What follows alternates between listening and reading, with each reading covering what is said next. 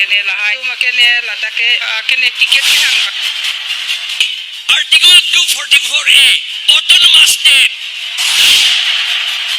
Dipu ST Alicia Long BJP candidate Niso Terang Pipen India Alliance APHLC candidate Jai Kathar IAS retired ang bongsi nang tinang nitini siduk non ang kileji jang mini phai sir cap arni laki Assam Assembly alu bangsor ni nang litu mahawar long kumara phansi MLA ang hoi kang ni ke theklong kang tunglo kachong wai kinang litu mari deng sidu athe nang litu ma vote la kinang litu ma longri ke bangja kaya phan nang litu ma vote nang litu ma jutang phan nang litu ma vote hello nang litu aso suwa kai kereng jia phan nang litu ma vote ipa ki pike chok che pena jok nang litu ma phan me senta thekla penang li phan ki vir tawan the nasinang lilong ki do anam ki so vote ki pika ma thak ke parsik pen ki jok kinang so Kason sila kaparui sira kep Dipu ST Alicia Radatum kumara phansi nang litum MLA ang hoi ke pangni kang tunglo lapu BJP pen kachetoy dun ni soterang pila pen halapu India Alliance pen kachetoy dun APHLC candidate Jai Kathar IAS retired banghinyang bongsi Dipu ST Alicia long abangti chedan ponko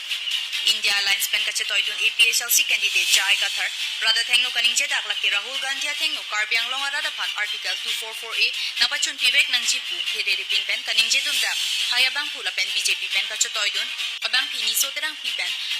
akini pulok pen a ok chekom rom la pen kapiri ju pen lamthe kaning jabang pi bang hinyang bong pen kumara phansi Dipu ST Alicia rat kachong bai kon nangli kumalong ke do anam ke sonaya vote kipiji kipipe la ke Dipu ST Alicia rat ari deng along sidu ate nangli vote nangli jakong nangli vote ajakong along maduda nang tiponu e tidam tanga por hut setame Dipu Alicia long pen mina bang pulo pura radatum ingwai ponlo bonta Sri Lanka lerok apilote Rawan ceplang de titi puas sarlam thia sonsi haidera pilote rada ke mangpen pachotoy dun mate pathe pading dun pami pen kiklama banga kap prek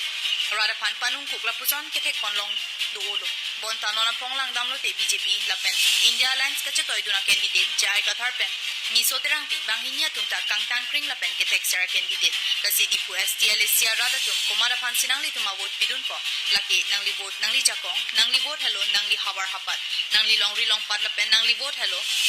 nang li sokai nang li bode pakipi penajok nang li long le pelang cerai kom un lapen peber klung ta un nasi nang li long anam ki soda ka bot sangilin ok ilin hore bong lapen sika pharu isi pen chojordun ikri nang li tum misen ka mathaling bot kipi hendo nang li tum maja kong News Desk Report Northeast Carby Life